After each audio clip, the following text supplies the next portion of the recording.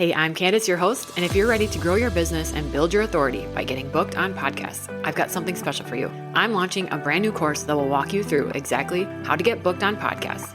Everything from identifying the right shows to pitching, preparing for interviews, and leveraging your guest appearances for growth. Plus, if you sign up for the waitlist now, you'll get early access to the course and these special bonuses. When you officially enroll in the course, you'll save $50 and get a free one-on-one strategy call with me to help you prep your speaking points and align your offers. These bonuses are limited and end on April 13th, so make sure to sign up today. Head to the link in the show notes to join and get started on your podcast guesting journey. I can't wait to help you get booked and start sharing your message with the world. Now let's dive into today's episode.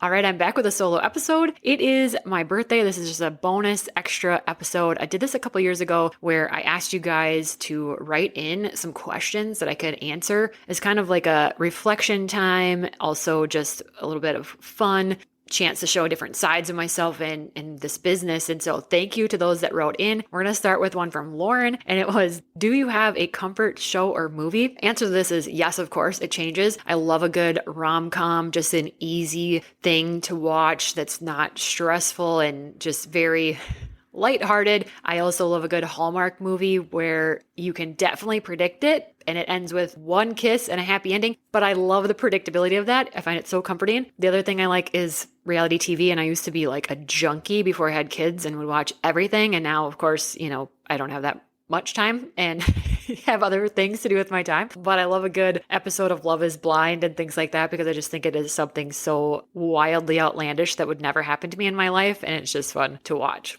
Okay, next one. Angie says, what do you do for fun as a family? Do you have a favorite game? So if you don't know, my family, I have 3 kids and my husband, and the kids are 10, 9, and 7. So we're at a really fun age. They can do a lot of things. So we live in Minnesota. So in the summer, we love to bike ride. We love to go down to the beach. We live on Lake Pepin. It's beautiful here. So we love doing all that stuff. But we also like to do winter things like sledding. We just picked up ice skating this year for the first time. And then we're a big sports family. So I coach the 2 oldest kids' elementary basketball teams. My husband also helps. He's a tennis coach, high school tennis coach for boys and girls. So we do a lot of basketball, tennis, football, lots and lots of sports together. And then if we're inside at home, we like to snuggle up. We like to read. I like to do a read aloud. The teacher in me has to do this because I know how important it is for kids. But we do a family read aloud a lot every, multiple times a week. And then we love a good movie, but we also like playing anything that's kind of competitive, like sequence and board games and things like that. So pretty typical, maybe it's not typical, but yeah, we just like doing stuff together. We're pretty active and we love a good sports documentary or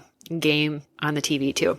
Okay, let's do a little business one. This is from Britt. Thank you for writing in on Instagram. What's been your favorite part of your podcast/business journey so far? The podcast I just love so much because I think it gives people a voice, women and mothers especially. And that's really why I started mine 4 years ago, was because I felt like I was home on my postpartum journey with 3 kids and I felt lonely and isolated, like people weren't talking about what I was going through. And so giving more women a voice through my podcast mentorship and helping them start their shows, grow their shows, and guest on shows has just become an extreme passion of mine because I think we can get hung up on so many things where we think we don't know enough to be speaking to that topic, or we don't, all these different things. We don't have enough confidence, or we have this doubt, and we really do all have a voice, and people are waiting for our specific take and our experience and our stories for them to see themselves in it and be able to start their own journey. So I just love that about podcasting. I also love the connections you make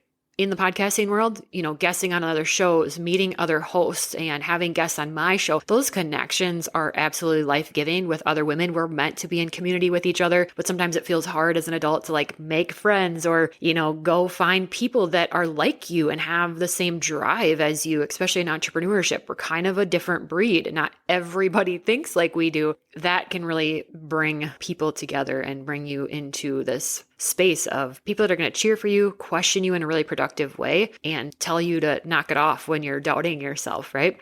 Okay, this one is from Sherry. What's one podcasting myth you'd love to bust? This is such a good question. There's so many, but I think in general, the first thing is I can't start a podcast. The market is too saturated. That is absolutely false because there's some crazy statistic that 90+% of podcasts die before they get to 10 episodes. So if you can commit and you can be in it for more than 10 episodes, which is absolutely doable, you have now surpassed 90+% of podcasters. I also am a firm believer in that no one is going to do a podcast exactly like you. So you can't keep saying that, oh, this has already been done before. Absolutely not. No one is exactly like you. There are billions of people in the world. You only need a few of them to be connected to you in order to have potential people listening that turn into clients that can help you create and build a business. And they're waiting for your specific story.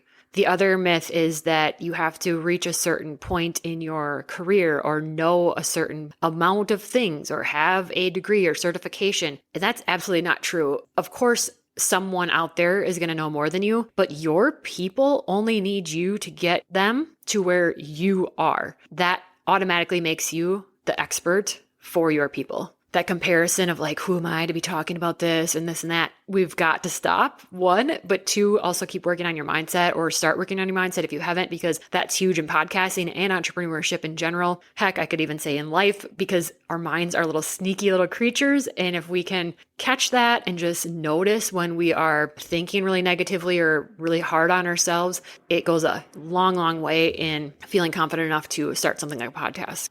Here's one from Megan. What are you most excited about right now? I am in a place where I've finally basically given myself permission to hone in on my favorite topic, which is podcasting. There was a lot of time, even the last couple of years. If you've been around for a long time and you're a regular listener of the show, you know there's been a lot of pivots. There has been a time where I'm like, let's talk about Amazon KDP. Let's talk about Flowdesk. Let's talk about all these things, because I do have kind of a random large skill set in these things, having ran my own solopreneur type business online for 8+ years. But when I finally let myself do the scary thing of niching down, which everyone says to do, but I thought, well, I'll do anything. I don't know, right? I just need to, make this a business and make money. And so it seemed like having this bigger net, bigger and more things to do and talk about and services would get me there. But really what I've seen now is, since I've let myself embrace this of like,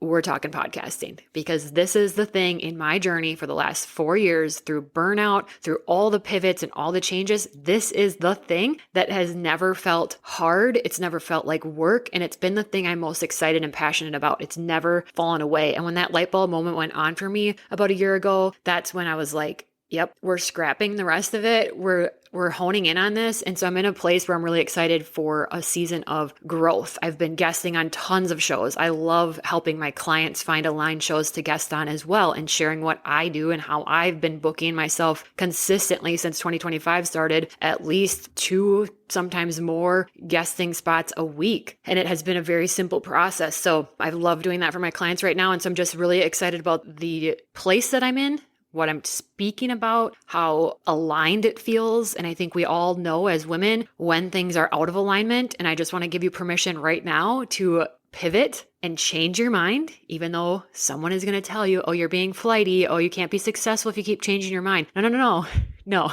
Change your mind when you feel out of alignment. Do the thing that feels closest to alignment, because that is where the success comes in. That's where the clients come in. That's where the new ideas come in, and your brain can figure the next thing out when you're in that space. And that's when you feel excited to work on your business and excited for Mondays. So if you're feeling out of alignment, you're feeling like things are just a struggle, pause, figure out what that one thing is that would feel in alignment, and do that, and then keep repeating that. Okay, another podcasting question. This one's from Jess. What's your go-to tip for someone who feels nervous about hitting record? 1, when is the last time that you've done any type of mindset work? Whether it's listening to a podcast on mindset, whether it's reading or listening to a book, couple pages even. When's the last time you've done that? And if you haven't, you need to do that. The next thing is hit record and quit Googling. We think we need to learn one more thing and just know one more thing before we can start. You are going to learn way more than you can by researching and Googling when you hit record and just let the words fall out. Maybe take a few notes if you want. See what happens. You can always delete it later, but I highly encourage you to post it, get it published, and trust that someone needs to hear those words. That's what I always like to tell myself and guests before we start a show. We're going to hit record. We're going to see what comes out. But most of all, we're going to trust that someone needs to hear this today. someone needed this today. And I hope that's the same thing of why you're still listening. You needed something in this episode today. And we kind of have to trust that as podcasters, because otherwise we can get all torn up about in our own heads about, am I just babbling? Do people even need this? Who am I to be talking about this? So work on your mindset and actually take the action to hit record and trust that somebody needs to hear your specific words. Okay, last one. This has been so fun. Thanks for sticking in here with me and celebrating my birthday in this way, doing something that I love, podcasting. This one's from Andrea. What's the best birthday gift you've ever received? I'm sure I've gotten really great gifts over the years, but the thing that is coming to my mom of 3 mind, who hates cooking, and one of my biggest pain points in my life is deciding what everyone in my house is going to eat every day, and then having to do all the things that pertains, is every year on my birthday, since I've been an adult now, my parents, bless them, make us a meal, like deliver us meals. It's like whatever we want. So usually I get like soup, a pan of lasagna, my favorite dessert, and I can basically live off that for an entire week and I don't have to cook anything. So there you have it. Very probably boring, not exciting, thrilling to me though in this stage of my life. So again, thanks for being here. Go find me on Instagram at Candace Dudley and let me know what you thought of the show so far and what you thought of this episode. Thank you to the people that wrote in. It's been so fun. I'm just so appreciative and grateful every year that this rolls around when I think about that people literally hit play on my episodes and take time out of your day to listen to this. It's so amazing. All right. Peace out. Thanks for tuning in. If you're ready for podcast mentoring, whether it's setup, editing, planning, or guesting, you can book a one-on-one call with me through the link in the show notes. I hope you feel seen, inspired, and like your dreams and goals are completely valid, because they are. See you next Tuesday.